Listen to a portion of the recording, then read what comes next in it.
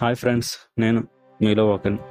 మనం అందరం విని ఉంటాం, నేటి బాలబాలికలే రేపటి భవిష్యత్ అంటారు.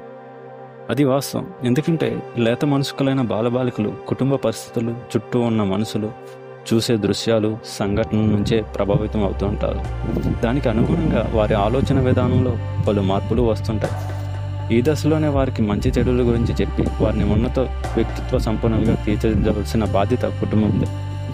గతంలో ఉమ్మడి కుటుంబాలు ఉన్నప్పుడు అనుభవజ్ఞులైన పెద్దవారు ఎన్నో నీతి కవితలు చెప్తూ ఉండేవారు. వారిలో వారి మనసులో ఎలాంటి చెడు ఆలోచనలు రాకుండా చేసేవారు. కాలక్రమంలో ఉమ్మడి కుటుంబం కాస్త చిన్న కుటుంబాలుగా మారి కుటుంబంలో ఇద్దరు సంపాదిస్తేనే ఇల్లు గడవలేని పరిస్థితికి వచ్చాం.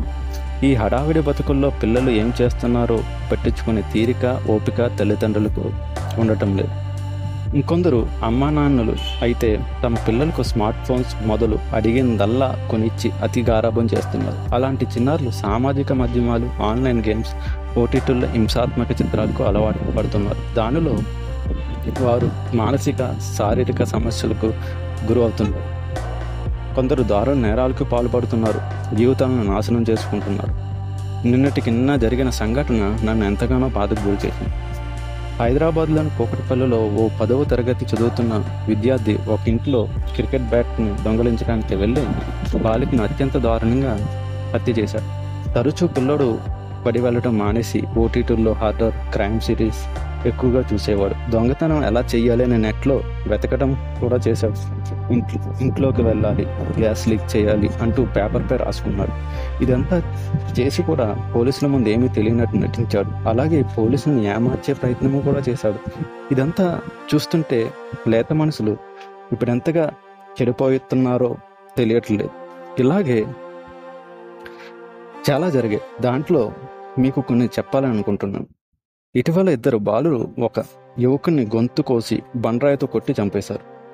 పాఠశాలకు పరిశుభ్రంగా రామన్నందుకు హర్యానాలో డైరెక్టర్ను చంపేశారు. గుజరాత్లోని అహ్మదాబాద్లో 10th క్లాస్ చదువుతున్న విద్యార్థులు గొడవలో ఒకరు ప్రాణం పోయింది. నంద్యాల జిల్లాలో 9 years చిన్నారిపై 3 బాలురు హత్యాయత్నం పాల్పడి ఆ తర్వాత ప్రాణాలు తీశారు.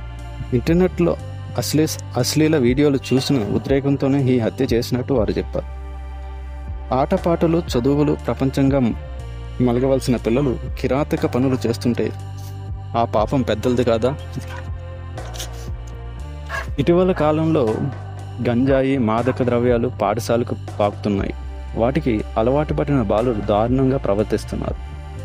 మరోవైపు బాధ్యతతో కూడిన ప్రేమను అర్థం తెలియకుండా బైక్, కార్స్ని పిల్లలకు ఇస్తున్నారు. వాటితో వారు విచ్చలవిడిగా తిరుగుతూ ఎన్నో యాక్సిడెంట్స్ చేస్తున్నారు. కొందరు అయితే జులాయిగా తిరుగుతూ రోడ్డు మీద వెళ్తున్న స్త్రీల్ని వేధిస్తూ సి టీమ్స్కు చిక్కుతున్నారు. వారిలో ఇలాంటి వారే అధికం. అలాగే మనకి ప్రతి సంవత్సరం మనకి national crime report bureau report ఇస్తుంది. 2016లో దేశవ్యాప్తంగా నేరాల్లో పట్టుబడిన మైనర్లు ఎవరైతే పిల్లలు ఉంటారో అత్యంత దారుణమైన నేరాలు చేసిన వారిలో 32.5% ఉన్నారు. ఇది 2022లో దాదాపు 50% పెరిగింది. అంటే మన ఏపీలో ప్రతి నెల 80 నుంచి 90 మైనర్స్ పట్టుబడుతున్నారు. అంటే నెలలో 80 నుంచి 90 మైనర్స్ పట్టుబడుతున్నారు. అంతెందుకు, మన రాజధాని అయిన ఢిల్లీలోనే 2014 నుంచి 2024 వరకు మనం గమనించినట్లయితే అక్కడ మైనర్లు నేర శాతం 8.7 నుంచి 26.78% పెరిగింది. ఏ దేశానికైనా పిల్లలు నిజమైన సంపద. చక్కగా చదువుకుని వారికి నచ్చిన ఉద్యోగాలలో చేరితే వారి కుటుంబాలకు, ఆర్థిక వ్యవస్థ మేలు జరుగుతుంది. క్రియేటివిటీ పేరుతో ఓటీటీల్లో విచ్చలవిడిగా వెల్లువెత్తుతున్న అశ్లీల, హింసాత్మక వెబ్ సిరీస్ తక్షణమే సరైన జాగ్రత్తలు తీసుకోవాలి. సుప్రీంకోర్టు సూచించినట్లు ప్రత్యేక వ్యవస్థను ఏర్పాటు చేయాలి.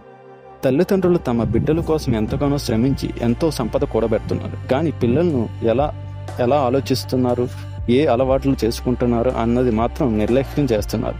దానితో వారి శ్రమ, సంపద ఎలాంటి ఉపయోగం లేకుండా పోతున్నాయి.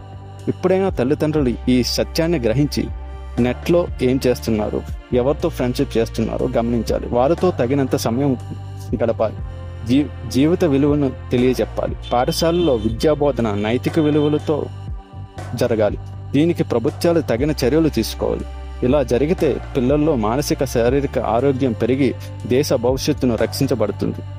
ఇంతటితో ఈ వీడియో సమాప్తం. నేను మీలో ఒకడిని.